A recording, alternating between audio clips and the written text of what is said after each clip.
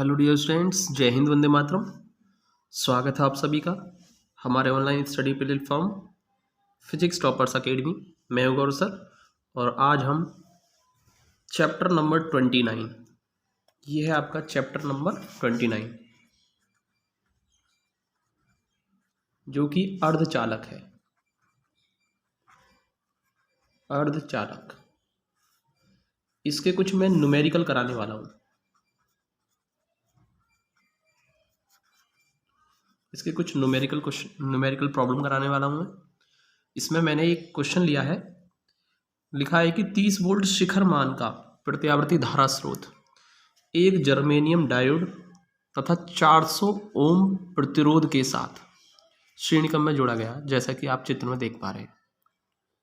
तो 30 वोल्ट का शिखर मान, ठीक है, इसका एक प्रत्यावर्ती धारा स्रोत हमने, ये जर्मेनियम का एक डायोड है, इसके साथ 400 ओम का एक लोड प्रतिरोध लगाया है। ठीक है, डायोड का अग्र प्रतिरोध 20 ओम तथा रोधक वोल्टेज 0.3 वोल्ट है। देखिए ये जो अग्र प्रतिरोध है वो कितना है, 20 ओम है। ठीक है, और इसमें रोधक वोल्टेज, यानी रोधक वोल्टेज वो होता है जो मेन वोल्टेज का विरोध करता है। ठीक है, जो इसके अंदर स्वतः ही उत्पन्न होता है पीएन संधि डायोड के अंदर। कार्य विधि जब कराई थी तब ये आपको बताया था। ठीक है, तो ये हमेशा क्या करता है, बाह्य स्रोत का हमेशा विरोध करता है। तो इसलिए यहाँ पर ये क्या रहेगा, नेगेटिव मान लेंगे हम इसको। तो 0.3 वोल्टेज इसमें से घटा देंगे हम जब हम वोल्टेज निकालेंगे। तो 30 वोल्टेज में से ये 0.3 जो रोधक वोल्टेज है इसको घटाना पड़ेगा हमें। डायोड में शिखर धारा तथा लोड के सिरों पर शिखर वोल्टेज ज्ञात कीजिए। यानी सबसे पहले हमें क्या करना है, तो इसमें डायोड में शिखर धारा कितनी बह रही है, आई नॉट हमें ये निकालनी है, और इसके सिरों पर प्रतिरोध कितना है, शिखर प्रतिरोध कितना है, शिखर वोल्टेज। ठीक है, शिखर धारा और शिखर वोल्टेज दोनों निकालने हैं। ठीक है, यदि लोड को क्या मान रखा है इन्होंने, आदर्श मान लिया है, तो ये मान ज्ञात करने हैं आपको। तो देखिए सबसे पहले मैं यहाँ पर बताता हूँ कि क्या क्या आपको दे रखा है। देखिए वी नॉट वोल्टेज दे रखा है आपको 30 वोल्ट। ठीक है, और आर एल दे रखा है लोड प्रतिरोध 400, और आर एफ यानी कि फॉरवर्ड रेजिस्टेंस यानी कि अग्र प्रतिरोध दे रखा है 20 ओम। और ये क्या है, जो वोल्टेज दे रखा है, ठीक है ना, जो विरोधी वोल्टेज दे रखा है रोधक वोल्टेज, इसको हमने वी भी मान लिया, और ये कितना है 0.3 वोल्ट है। अब डायोड में शिखर धारा निकालनी है आई नॉट। तो कैसे निकालेंगे, आई बराबर वी अपॉन आर, तो आई नॉट बराबर वी नॉट अपॉन आर। ठीक है, तो वी नॉट क्या करेंगे हम, वी नॉट ना करके इसको हमें घटाना पड़ेगा, क्योंकि रोधक प्रतिरोध है, रोधक वोल्टेज है। ठीक है ना, तो रोधक वोल्टेज 0.3 को हमें मेन वोल्टेज में से घटाना होगा। तो V naught minus V V कर देंगे, और आर कुल प्रतिरोध आएगा यहाँ पर। तो आर क्या होता है, आई बराबर वी अपॉन आर, वही फॉर्मूला यूज किया हमने, लेकिन यहाँ पर दो प्रतिरोध है हमारे, तो दोनों को श्रेणी क्रम में जोड़ा गया है इसमें। तो इसलिए दोनों को क्या कर देंगे, डायरेक्टली ऐड कर देंगे, R F plus R L, ये कुल प्रतिरोध हो गया। तो कुल वोल्टेज बटे कुल प्रतिरोध, यही होता है धारा का फॉर्मूला। अब देखिए यहाँ से वी नोट का मान हम रख देंगे, वी नोट है आपका 30 और ये 0.3 है, और आर एफ का मान जो है वो है आपका 20, और आर एल है आपका 400। तो इसको हमें सॉल्व करना होगा। तो ये कितना हो जाएगा, ये आएगा 0.07 एम्पियर। जब आप इसको सॉल्व करेंगे तो ये 0.07 एम्पियर आ जाएगा। अब देखिए लोड के सिरों पर हमें दूसरा करना था, इसमें लोड के सिरों पर शिखर वोल्टेज भी निकालना है। तो V बराबर आई आर होगा, भी प्रतिरोध वो लेंगे जिसके सिरों पर निकालना है हमें। तो हमसे कहा है लोड, ठीक है, लोड के सिरों पर, तो V नोट बराबर आई नोट इंटू आर एल। तो आई नोट का मान जो आपने अभी निकाला है 0.07 एम्पियर, और आर एल कितना है 400, तो ये आपका 400 है। तो आप इसकी मल्टीप्लाई कर देंगे तो 28 आ जाएगा वोल्ट। ठीक है, तो एक आंसर आपका ये हो गया, और एक आंसर आपका यहाँ से ये हो गया। तो उम्मीद करता हूँ आपको समझ में आया होगा क्वेश्चन। लेते हैं हम अगला क्वेश्चन। तो डियर स्टूडेंट्स, यहाँ पर क्वेश्चन नंबर 2, चित्र में प्रदर्शित अमीटर A1, तो ये आपका A1 है और ये है अमीटर A2, ठीक है।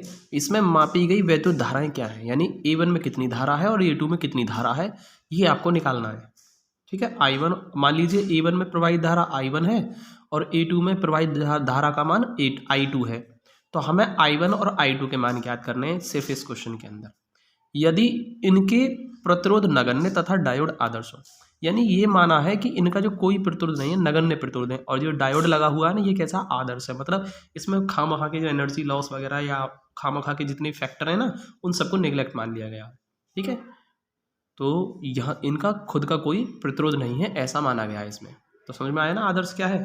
चलिए, तो अब देखिए, हमें A1 में और A2 में प्रवाहित धारा निकालनी है, कितनी होगी।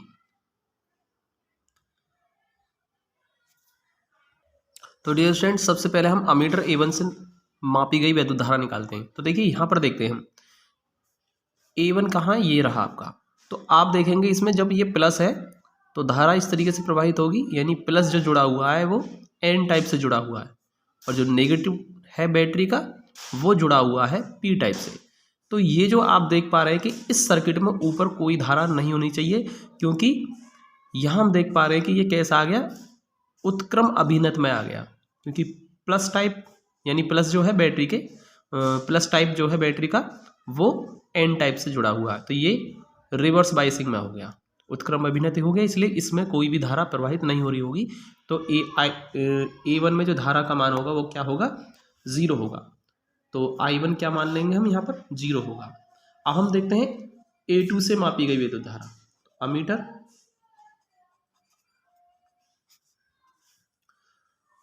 A2 से मापी गई वैद्युत धारा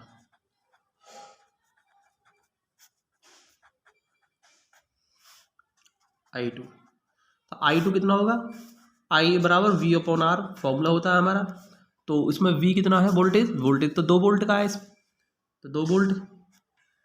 और प्रतिरोध कितना है इसमें लगा हुआ है ये 5 ओम है, ये कितना लगा हुआ है डियर स्टूडेंट्स, 5 ओम लगा हुआ है, तो हम इसको 5 कर देंगे, तो 2/5 यानी कि 0.4 एम्पियर, ठीक है। तो उम्मीद करता हूँ समझ में आया होगा आपको, बहुत ही सिंपल क्वेश्चन है।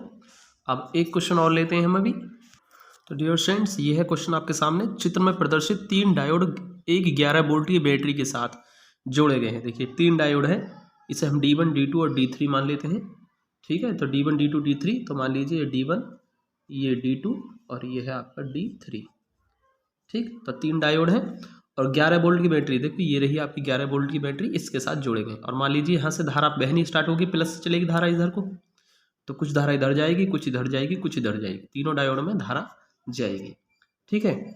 और ये कह रहे हैं कि प्रत्येक डायोड से प्रवाहित धारा की गणना कीजिए, यानी कि इस डायोड में कितनी धारा, इसमें कितनी, इसमें कितनी। तो मान लीजिए इसमें धारा जो बहेगी वो इधर की डायरेक्शन में बहेगी, ठीक है। और मान लीजिए इसमें I1 धारा है और इसमें मान लीजिए I2 धारा है और इसमें I3 धारा है, मान लीजिए आप, ठीक है। अब यहाँ हम देखेंगे कि ये जो डायोड है D1, ये कैसा है, देखिए प्लस से P टाइप जुड़ा हुआ है इसका, तो ये फॉरवर्ड बायसिंग में है, तो इसमें धारा बहेगी, ठीक है। लेकिन कुछ धारा जो इधर जाएगी वो यहीं रुक जाएगी, क्यों, क्योंकि प्लस जो बैटरी का प्लस है वो N टाइप से जुड़ा हुआ है, यानी कि ये रिवर्स बायसिंग है, इसमें कोई धारा नहीं होगी, यानी I2 का मान क्या होगा, 0, I2 बराबर 0, कोई धारा नहीं होगी। तो इस पूरे, ठीक है, इस पूरी ब्रांच में कोई धारा नहीं होगी, तो इसको हम, ठीक है, क्रॉस मान लेते हैं, इसको क्रॉस मैंने इसलिए लगा दिया क्योंकि इसमें धारा नहीं होगी इस ब्रांच में। बाकी धारा, कुछ धारा इसमें गई और कुछ बची हुई जितनी भी धारा वो सब इसमें जाएगी, ठीक है। इससे जो धारा बचेगी वो इसमें जाएगी D3 में, क्योंकि ये भी कैसा है, फॉरवर्ड बायसिंग में, तो D1 और D3 में ही धारा होगी, इस D2 में कोई धारा नहीं होगी, इस पूरी ब्रांच में धारा नहीं होगी। तो उम्मीद करता हूँ समझ में आ रहा होगा, ठीक है। तो अब देखिए, हम सबसे पहले तीनों में धारा निकालनी थी हमें, तो I2 हमने एक में तो हम ज्ञात कर चुके हैं कि I2 में कोई धारा नहीं, I2 धारा का मान 0 रहेगा, यानी D2 में कोई धारा नहीं है। अब हमें D1 और D3 में धारा का मान भी निकालना है। तो सबसे पहले हमें इस पूरे परिपथ के लिए तुल्य प्रतिरोध ज्ञात होना चाहिए। ठीक है, तो तुल्य प्रतिरोध देखते हैं कैसे निकलेगा। तो देखिए सबसे पहले हम देखते हैं यहाँ से, ये जो 150 ओम का प्रतिरोध है, ये इसमें कोई धारा नहीं है, इसलिए इस ब्रांच की हम बात ही नहीं करेंगे। तो हम केवल इस वाली और इस वाली ब्रांच की बात करेंगे। तो देखिए इसमें प्रतिरोध 150 ओम है और इसमें है 50। ठीक है, 50 ओम। तो और ये दोनों कैसे हैं, श्रेणी क्रम में है। तो इन दोनों का श्रेणी क्रम निकालेंगे और उसके साथ ये जो 100 ओम है ये कैसा है, ये दोनों समांतर क्रम में है, समांतर क्रम। तो ये 150 और 50 कैसे समांतर क्रम में है, तो इन दोनों का समांतर क्रम संयोजन निकालेंगे। उसके साथ जो 100 ओम है ये श्रेणी क्रम में है। तो इस प्रकार हम तीनों का क्या निकाल सकते हैं, इस पूरे परिपथ का तुल्य प्रतिरोध निकाल सकते हैं। इसकी हम बात नहीं करेंगे क्योंकि इसमें धारा है ही ना। तो पहले हम 150 और 50 का समांतर क्रम निकाल लेते हैं। तो समांतर के लिए इस तरीके से लगा सकते हैं हम। तो 1/150 और 1/50। अब देखिए इनका एलसीएम हम ले लेंगे, कितना हो जाएगा, तो ये हो जाएगा 150 हो जाएगा इनका एलसीएम 1 + 50 × 150 3, यानी कि 4/150 2 से, और ये हो गया 75। तो R1 का जो मान आ गया वो कितना आ गया, 75/2 ओम आ गया। तो इन दोनों का तुल्य प्रतिरोध आ गया। अब देखिए इसके साथ जो 100 ओम है वो कैसा है, श्रेणी क्रम में है, इसलिए श्रेणी क्रम के लिए डायरेक्ट ऐड कर देंगे और तुल्य प्रतिरोध निकल के आ जाएगा। तो R1 यानी 75/2 ओम और ये वाला 100 ओम जो बचा हुआ है 100 ओम, ये कैसे हैं, श्रेणी क्रम में है। तो अतः परिपथ का तुल्य प्रतिरोध R बराबर कितना हो जाएगा, 75/2 और 100 श्रेणी क्रम में है ना, तो डायरेक्ट जुड़ जाएगा। तो देखिए कितना हो जाएगा, 75 + 200 यानी कि 275/2 ओम आ गया। तो तुल्य प्रतिरोध निकल के आ गया भाई परिपथ का। ठीक है, तो इस परिपथ में प्रवाहित धारा ये I हम निकाल सकते हैं। इसमें I का मान कितना है, तो I बराबर V/R लग जाएगा यहाँ से। तो देखिए यहाँ से हम धारा I निकालेंगे, I बराबर V/R। ठीक है, तो V कितना है हमारा, V है इसमें 11 वोल्ट। कितना लगा रखा हमने, 11 वोल्ट लगा रखा है। ठीक, और R निकल के आया हमारा 275/2 यानी 22/275 हो जाएगा, यानी 2/25 आ जाएगा। जब इसे सॉल्व करेंगे आप 2/25 आ जाएगा ये एम्पियर। ठीक है, अब यहाँ से हमारी धारा निकल गई। अब ये जो I धारा है यानी कि 2/25 एम्पियर, यही धारा D1 में और D2 में जाएगी। तो देखिए अब धारा हमारी निकल के आ गई 2/25 एम्पियर। ये 2/25 एम्पियर कुछ इसमें चली जाएगी और कुछ हमारी चली जाएगी D3 में। तो D1 D3 में कुछ कुछ धाराएं चली जाएंगी। तो सबसे पहले देखिए हम कैसे करेंगे, इसमें किरचॉफ का नियम लगा देते हैं इसमें। तो इस परिपथ के लिए हम इस वाले बंद पास के लिए किरचॉफ का नियम लगा देते हैं। यहाँ से हमारा I1 धारा निकलेगी, और जब हम I3 धारा निकालेंगे तो इसके लिए हम क्या करेंगे, इसमें धारा नहीं है इसलिए इसको छोड़ देंगे, ये वाला बंद पास कंसीडर कर लेंगे नीचे वाला। ठीक है, तो हम इसमें किरचॉफ का नियम लगाकर धारा I3 का मान भी निकाल सकते हैं। तो सबसे पहले मैं इस वाले बंद पास को ले रहा हूँ किरचॉफ के नियम से। तो देखिए किरचॉफ के नियम से क्या होगा, धारा हम मान रहे हैं कि इस तरीके से जा रही है, यानी कि I धारा है इसमें I। ठीक है, और प्रतिरोध है 100 ओम, I × 100। फिर हम इधर चलेंगे तो इसमें धारा कितनी मिली हमें, I2 मिली, I2, और प्रतिरोध कितना है इसमें 150। ठीक है, 150 150 नहीं I1 सॉरी I1 है ये, तो इसको हम I1 कर लेते हैं। I1 × 150 हो गया, मल्टीप्लाई हो जाएगी, और समेशन E यानी कि विद्युत वाहक बल कितना है 11, तो हम लेंगे 11। तो ये इतना आ जाएगा। ठीक है, अब यहाँ से I का मान जो हमने अभी निकाला था, कितना निकाला था 2/25, तो 2/25 लिख देंगे इसकी जगह, गुणा 100, 2/25 × 100 प्लस I1 हमें निकालनी है, I1 × 150 बराबर 11। ठीक है, तो यहाँ से जब हम 25 चौक 100, 4 4 दूनी 8, ठीक है, 8 प्लस I1 × 150 बराबर 11। यहाँ से हम कर सकते हैं I1 × 150 बराबर 11 में से 8 जाएगा, 3 बचेगा। तो I1 धारा का मान कितना निकलेगा, 3/150।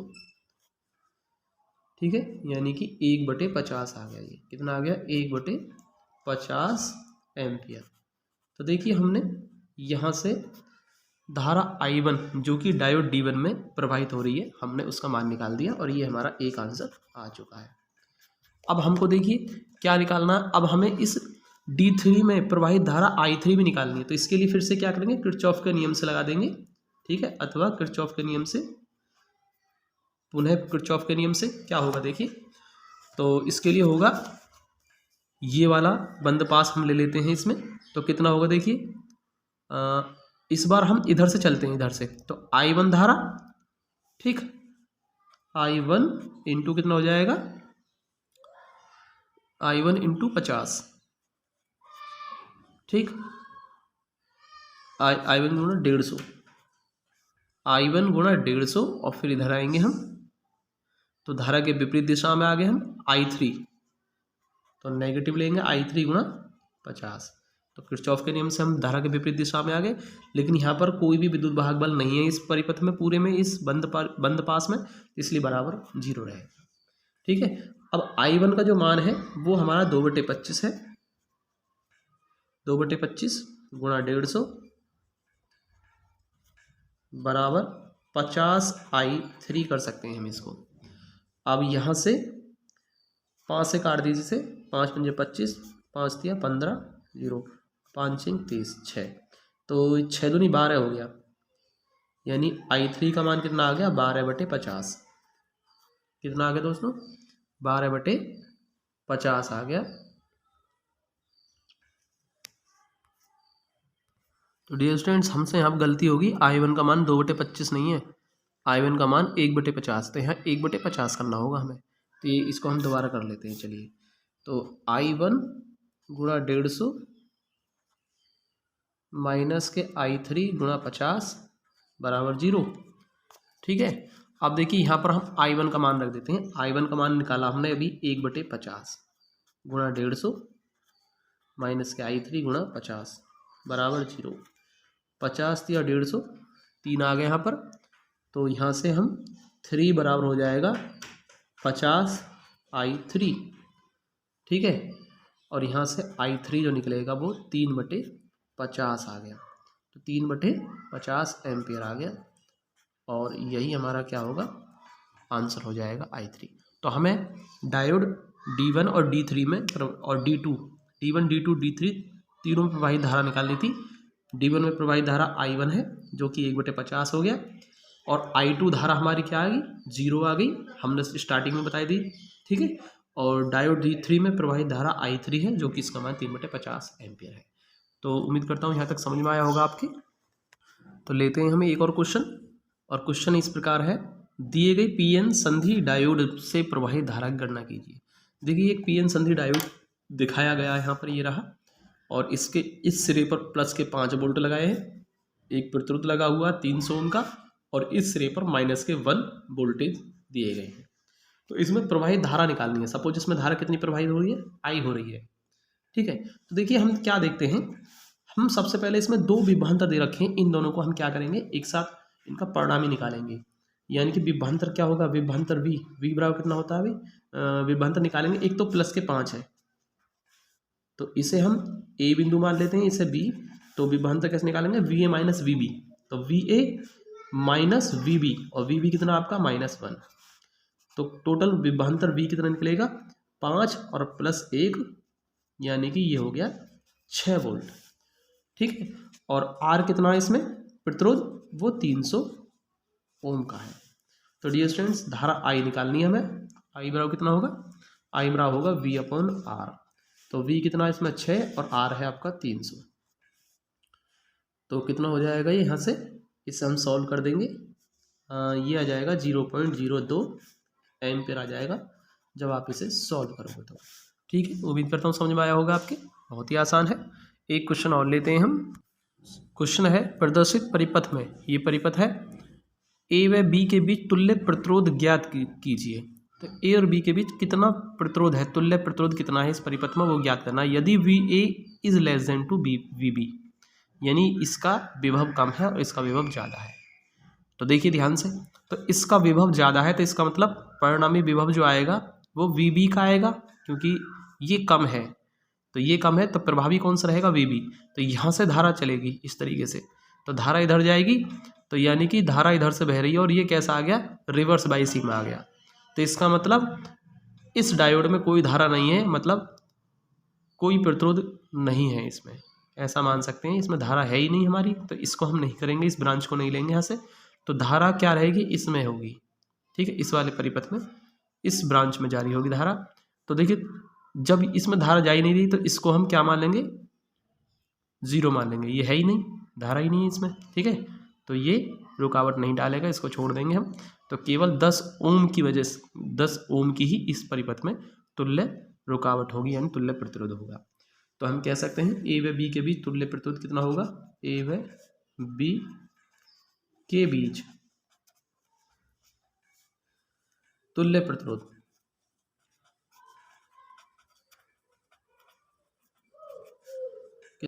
10 वोल्ट, ठीक है। तुल्य प्रतिरोध बराबर कितना होगा, 10 वोल्ट। और ये आपका डियर आंसर होगा। उम्मीद करता हूँ समझ में आ गए होंगे आपको सभी क्वेश्चन।